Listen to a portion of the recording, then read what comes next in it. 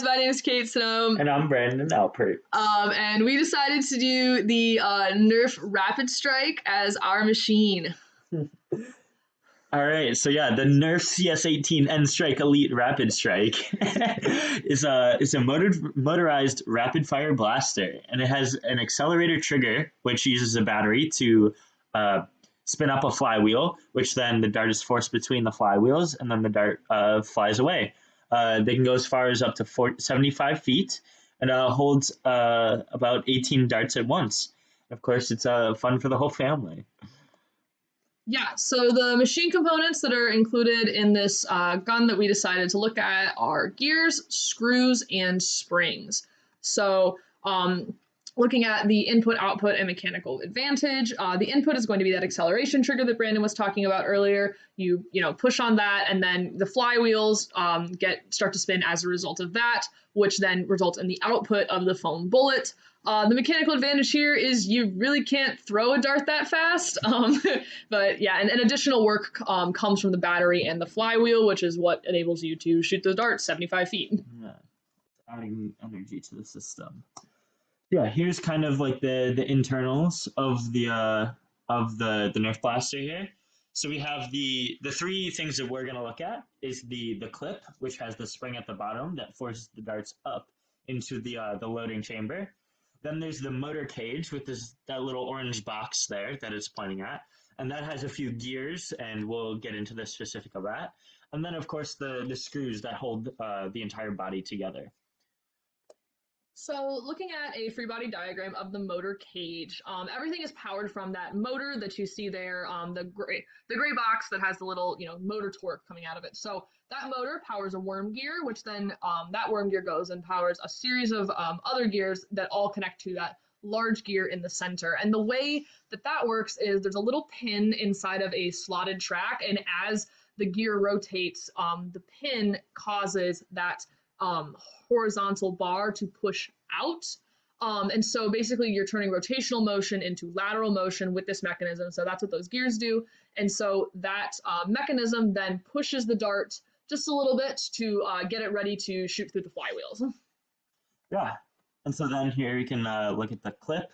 So the clip is what loads into the bottom of the body. And so when you take it out, you can load a bunch of darts in by hand. And basically, you can see the kind of free body diagram here. You have the gravity of the darts and the pusher all forcing down, and then the spring pushing back up. And so how the darts, once the dart gets pushed by the motor cage that we just talked about, that top dart gets pushed, the spring pushes the entire array of darts up, and the next dart gets loaded into the spot. And so we'll get into how they designed that spring a little later. And so lastly, we have the screws. Like we were talking about earlier, the screws basically just hold the whole body together. As you may have noticed in some of the internals fixtures we had earlier, you're kind of looking at half the gun. There's screws all along the body that if you were to unscrew them, that plastic casing would kind of split apart into two pieces that contain all of the mechanisms that we've been talking about. And so those screws obviously need to have enough force to hold that plastic together. And so you can kind of see how there's the tension of the plastic versus the force of the screws being screwed into it. And so it keeps it all together. Yeah. Okay, so yeah, now we can kind of get into the specifics of how they designed each of these components and like what sort of considerations you need when choosing what kind of gears, screws, or springs. So the gears, the purpose of the gears in the motor cage were to convert the motor torque into lateral force, which then accelerates the dart into the flywheel assembly. And so, yeah, they're going to choose a wide variety of different kinds of gears, worm gears, spur gears, and then what actually converts the rotational force of the gear into lateral motion is the crank slider. And so it's that pin that therefore forces the little plastic bit sideways.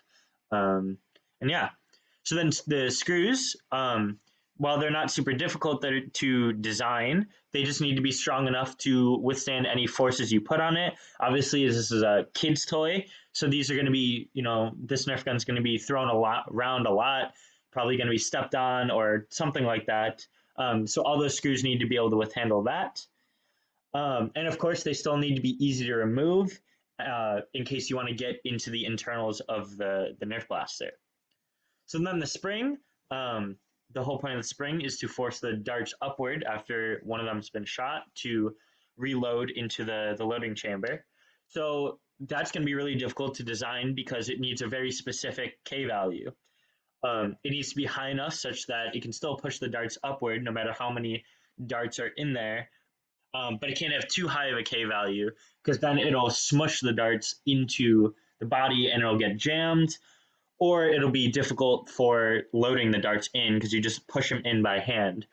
So yeah, that's probably the most difficult or the most like precise thing you'd have to design here, and as well as the gears. The gears would definitely have to be very precise to make sure they slide very easily. Um, So, some improvements that could be made to this design. We kind of felt like there were a lot of parts when you looked inside of it. It kind of felt like there could be ways that could be cut down. We kind of were going back to thinking about the shape synthesis principles, and while metal removal principle isn't exactly applicable here, but kind of that same vibe of you don't want to have too much in there because otherwise it could be overly complicated. It just adds to problems, and so that was kind of what we were thinking about. There were a lot of gears in there that seemed kind of unnecessary, so maybe some like fewer gears, work on getting those gear ratios with less of a chain. Maybe removing some of the circuit boards or condensing them onto one circuit board as opposed to having a whole bunch of them. And there were also just a lot of loose wires that felt like they could be better cable management in general. So yeah, these are our references, and you know what they say, guys. It's Nerf or nothing.